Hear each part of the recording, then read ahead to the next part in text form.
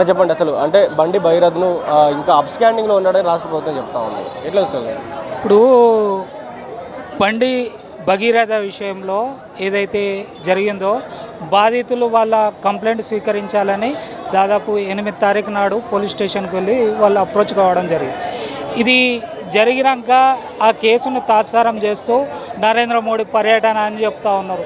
ఈ దేశంలో ఈ రాష్ట్రంలో నరేంద్ర మోడీ అనేటోళ్ళు లేకుంటే వివిధ విఐపీలు అనేటోళ్ళు వస్తారు పోతూ ఉంటారు. కానీ ఎక్కడైతే అన్యాయం జరిగిందో ఇది ఒక మైనర్ బాలిక పైన అత్యాచారం జరిగిన ఆరోపణ వచ్చినప్పుడే ఇటువంటి కేసులు అన్నప్పుడు ఇమీడియట్లీ పోక్సో చట్టం కింద కేసు నమోదు చేసి 24 గంటల లోపలనే ఒక ఏదైతే అక్యూజ్డ్ పర్సన్ ఉన్నో తన రిమాండ్లోకి తీసుకొని విచారణ కొనసాగించిన రాష్ట్ర ప్రభుత్వం ఇవాళ అవన్నీ జరిగినా కూడా నరేంద్ర మోడీ పర్యటన ముగించుకొని దాదాపు 48 గంటలు జరుగుతున్నా కూడా ఇప్పటి వరకు తనను ఆధీనంలోకి తీసుకోకుండా ఇవాళ సిట్ అనే ఒక కమిటీ వేసి సిట్టు విచారణ అనేది వేసి తాత్సారం చేసి బండి సంజయ్ గారి పుత్రరత్నాన్ని కాపాడే ప్రభుత్వం రేవంత్ రెడ్డి ప్రభుత్వం కాపాడే ప్రయత్నం చేస్తున్నదని మేము ఆరోపిస్తూ ఉన్నాం.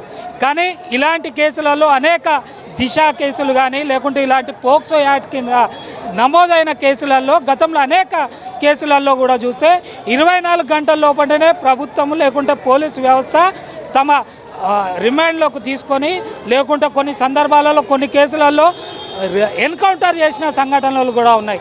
ఇవాళ కేవలం బండి సంజయ్ కేంద్ర హోంమంత్రి, ఆయన హోంమంత్రి కుమారుడు కాబట్టి ఆయన కొడుకుని కాపాడే ప్రయత్నం రేవంత్ రెడ్డి ప్రభుత్వం చేస్తుంది. దీన్ని ఒకవేళ రేవంత్ రెడ్డి కానీ ప్రజాపాలన అని చెప్తా ఉన్నాడు. ఇలా రేవంత్ రెడ్డి ప్రజల కోసమే పనిచేస్తున్నాం అని చెప్తా ఉన్నాడు. ఇలా హోంశాఖ మంత్రిగా ఉన్నాడు కూడా రేవంత్ రెడ్డే కాబట్టి ఇలా ప్రజల పట్ల ప్రజాప్రభుత్వం పట్ల ఇలాంటి మైనర్ బాలికల పట్ల అత్యాచారాలు జరిగే సంఘటనల పట్ల మీ ప్రభుత్వ వైఖరి ఏందో ఇలా మీడియా ముంగటికి వచ్చి మీకు ఎవరిని కాపాడే ప్రయత్నం లేకపోతే ఇలా సిట్టు విచారణకి కాలయాపన లేకుండా ఇమీడియట్లీ బండి భగీరథను అరెస్టు చేసి విచారణ కొనసాగించాలని మేము డిమాండ్ చేస్తూ ఉన్నాం.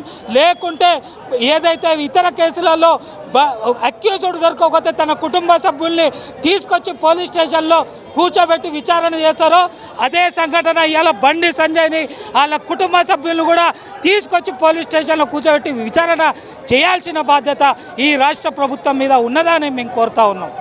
అన్న చెప్పండి, సిట్ వేసామంటుంది రాష్ట్ర ప్రభుత్వం.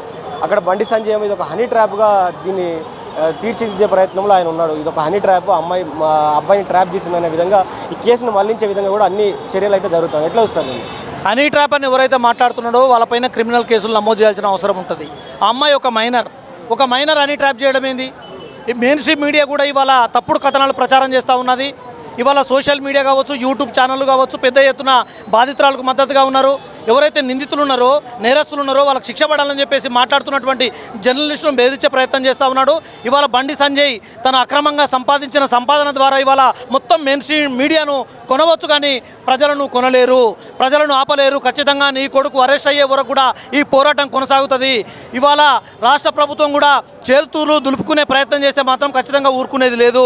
ఇవాళ రాష్ట్ర వ్యాప్తంగా నిరసనలు మిన్నంటినై మనం చూస్తూ ఉన్నాం. పెద్ద ఎత్తున నిరసన కార్యక్రమాలు. ఎవరైతే మైనర్ బాలిక పైన అత్యాచారం చేసిండో బండి భగీరథను కాపాడకుండా ఆయన నిమ్మటే అరెస్ట్ చేసి రిమాండ్ చేయాల్సినటువంటి బాధ్యత ఇవాళ రాష్ట్ర ప్రభుత్వం విన్నది. ఇదే తేలని అంశం కాదు. ఒక్కసారి పోక్సో కేసము నమోదైందంటే ఖచ్చితంగా 24 గంటల్లో సామాన్య వాళ్ళనైతే అరెస్ట్ చేస్తారు. కానీ ఇవాళ కేవలం బండి సంజయ్ కేంద్ర హోంశాఖ సహాయ మంత్రి కాబట్టి ఆయన కాపాడే ప్రయత్నం చేస్తూ ఉన్నారు. ఇప్పటికే మనం చూసినాం దేశవ్యాప్తంగా కాంగ్రెస్ పతనానికి నిర్భయ కేసు ఏ విధంగా మరి ఆ పునాది అంశంగా మారిపోయిందో ఈ రాష్ట్రంలో కూడా కాంగ్రెస్ ప్రభుత్వం కూలిపోవడానికి ఈ యొక్క కేసు పునాదిగా మారబోతుంది. కాబట్టి కాంగ్రెస్ ప్రభుత్వంలో ఉన్నటువంటి మంత్రులు, ముఖ్యమంత్రి తక్షణమే మరి బండి సంజయ్ కుమారుని నేరస్తుని అరెస్ట్ చేయాలని చెప్పేసి డిమాండ్ చేస్తూ ఉన్నాం. అయితే వాస్తవంగా రాష్ట్ర ప్రభుత్వం ఇక్కడ ఏం చెప్తా ఉందంటే ఆ కేసును సిట్ ద్వారా మేము విచారణ చేపడతాం, విచారణ చేపట్టిన తర్వాత నిందితుడిని అరెస్ట్ చేస్తాం. ప్రస్తుతం నిందితుడు అయితే పరారీలో ఉందని చెప్తా ఉంది. అంటే వారి తండ్రి గారు అయితే ఇక్కడే ఉన్నారు. మరి ఆ కుమారుడు ఎక్కడ పారిపోయాడు అనేది మరి ప్రభుత్వం పసిగట్టలేకపోతా ఉందా, లేకపోతే ప్రభుత్వం ఈ కేసుని లైట్ తీసుకుంటా ఉందా? లేదు, ప్రభుత్వానికి చిత్తశుద్ధి లేదు. కేసు నమోదయ్యి కూడా 36 గంటలు అయిపోయింది. ఇప్పటి వరకు సిట్టు పేరు మీద చేతులు దులుపుకునే ప్రయత్నం చేస్తూ ఉన్నారు. కాబట్టి ఈ కాంగ్రెస్ పార్టీకి ప్రభుత్వానికి చిత్తశుద్ధి ఉంటే ఒక్కసారి కేసు ఇటువంటి పోక్సో కేసు నమోదైనటువంటి 24 గంటల్లోనే నిందితులను అరెస్ట్ చేస్తున్న సందర్భం మనం చూస్తూ ఉన్నాం. కానీ సిట్టు దేనికోసము, ఏ విచారణ కోసం సిట్టు 24 గంటలలో విచారణ జరిపి అరెస్ట్ చేసిన తర్వాత నువ్వు మరింత లోతుగా విచారణ చేయడానికి సిట్టు ఉపయోగపడుతుంది తప్ప అరెస్టుకు సిట్టుకు ఏం సంబంధం లేదు. కేసును తప్పుదారి పట్టించడం కోసమే రకరకాల ప్రయత్నం చేస్తూ ఉన్నాడు. కాబట్టి ఈ ప్రయత్నాలన్నీ విరమించుకొని బండి సంజయ్ తను నమ్ముతున్నటువంటి మరి భాగ్యలక్ష్మి టెంపుల్ దగ్గరికి వచ్చి మరి ఆయన ప్రమాణం చేయాలి, నా కొడుకు నిజాయితీపరుడు అని చెప్పేసి ఆయన ప్రమాణం చేయాలి. లేదంటే ఖచ్చితంగా ప్రజలందరూ కూడా నీకు వ్యతిరేకంగా తిరుగుబాటు చేస్తారని చెప్పేసి తెలియజేస్తూ ఉన్నాం. బండి సంజయ్ మాట్లాడుతూ నన్ను నమ్మండి అన్న, నేను చిన్న స్థాయి నుంచి కార్యకర్త స్థాయి నుంచి పెద్ద స్థాయి వరకు ఏదైనా నాకు తల్లిదండ్రులు ఆస్తులు లేవు, ఏం లేవు, నేను చిన్న స్థాయి నుంచి పెద్ద స్థాయి వరకు ఏదైనా నన్ను నమ్మండి, ఏ తప్పు చేయలేదు, ఏ తప్పుడు ప్రచారం నమ్మొద్దని కూడా ఆయన చెప్తా ఉన్నాడు. తప్పుడు ప్రచారం ఎవరో చేయాల్సిన అవసరం ఎవరికీ లేదు. స్వయంగా బండి సంజయ్ యొక్క కొడుకే కరీంనగర్ పోలీస్ స్టేషన్లో అమ్మాయి పైన కేసు నమోదు చేయడం జరిగింది. ఎన్ని డబ్బులు ఇచ్చిండో చెప్పడం జరిగింది. ఆ అమ్మాయి ఎన్ని సంవత్సరాలుగా పరిచయం ఉన్నదో అని చెప్పేసి చెప్పడం జరిగింది. ఎవరో ఇవాళ వేరే ప్రతిపక్ష పార్టీలో ఆయన మీద బురద జల్లే ప్రయత్నం లేదు. నిజంగా ఆయన కష్టపడి వచ్చిండు, ఓకే, కష్టపడితే కష్టపడ్డావు. కానీ నీ కొడుకు చేస్తున్న తప్పులను ఎందుకు నువ్వు ఉపేక్షిస్తూ ఉన్నావు, ఎందుకు కాపాడే ప్రయత్నం చేస్తూ ఉన్నావు? గతంలో కూడా ఆ మహేంద్ర యూనివర్సిటీలో జూనియర్లను కొట్టినప్పుడు నువ్వు మందలించి ఉంటే ఇవాళ ఈ సంఘటన జరిగేది కాదు. నీ కొడుకు మరి కాస్ట్లీ బట్టలు వేస్తే కూడా ప్రతిపక్షాలు ఓర్వలేవని చెప్పేసి నీ కొడుకు వెనకేసే ప్రయత్నం చేసినావు. కాబట్టి ఇవాళ నీ చుట్టూ రాజకీయం నడుస్తూ ఉన్నది. నువ్వు కూడా దీనిలో బాధ్యునిగా ఉన్నామని చెప్పేసి తెలియజేస్తా ఉన్నావు. ఏ కొడుకైనా తప్పు చేస్తే తల్లిదండ్రులు మందలిస్తారు. కానీ బండి సంజయ్ కొడుకును వెరికేసుకొచ్చే ప్రయత్నం చేసేవనే కాదు, జై శ్రీరామ్ భారత్ మాకి నిదానాల పేరు మీద ఇవాళ ఆయన కొడుకును ఎంపీ చేసే ప్రయత్నం ఆయన లోపల కనిపిస్తూ ఉన్నది. అంటే వాస్తవంగా ఒకసారి చూసుకున్నట్లయితే అక్కడ అమ్మాయి వాళ్ళ ఫ్యామిలీకి సంబంధించినటువంటి ఫోటోలు కూడా కొన్ని మీడియా ఛానల్ బయట పెట్టడం జరిగింది.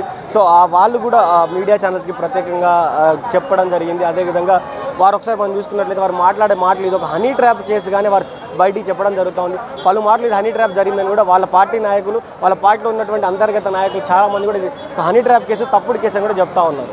హనీ ట్రాప్ అనేది మైనర్ అమ్మాయికి వర్తించదు, ఇది ఫాల్స్.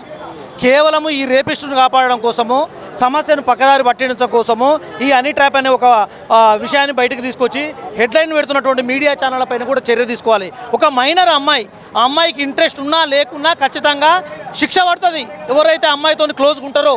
ఎందుకంటే మైనర్ అమ్మాయి, ఆ ఒక మైనర్ అమ్మాయి పైన బురద జల్లే ప్రయత్నము, కుటుంబాన్ని మరి దాడి చేసే ప్రయత్నం ఇవాళ కేంద్రంలో ఉన్నటువంటి బీజేపీ ప్రభుత్వం చేస్తూ ఉన్నది. గతంలో బ్రిజ్భూష్ సింగ్ కూడా మరి రెజ్లర్స్ లైంగిక వేధింపులు చేసిరని చెప్తే కూడా ఆయన కాపాడింది. కుల్దీప్ సింగ్ గారుకు మరి జైలు నుంచి వస్తే కూడా ఆయనకు మాలలు వేసి సత్కరించినటువంటి సందర్భము బీజేపీ పార్టీ చేస్తూ ఉన్నది. కాబట్టి దేశవ్యాప్తంగా బీజేపీ అనేది వాళ్ళ భారతీయ జనతా పార్టీ కాదు, బలాత్కార్ జనతా పార్టీగా మారిపోయింది. ఇక్కడ కూడా ఈ రాష్ట్రంలో కూడా బండి సంజయ్ రేపిస్టుగా ఉన్నటువంటి ఆయన కొడుకును కాపాడే ప్రయత్నం బీజేపీ ఉన్నది. కాబట్టి బీజేపీకి వ్యతిరేకంగా ఖచ్చితంగా ప్రజలు తిరుగుబాటు చేస్తారు. ప్రభుత్వం స్పందించి అరెస్ట్ చేయకపోతే సిపిఐ తదుపరి కార్యాచరణ ఏ విధంగా? ఖచ్చితంగా డీజీపీ కార్యాలయం ముందు ధర్నా నిర్వహిస్తాం. ఖచ్చితంగా అప్పటి కూడా స్పందించకపోతే ప్రభుత్వ యంత్రాంగాన్ని స్తంభించే విధంగా మా కార్యాచరణ ఉంటుంది.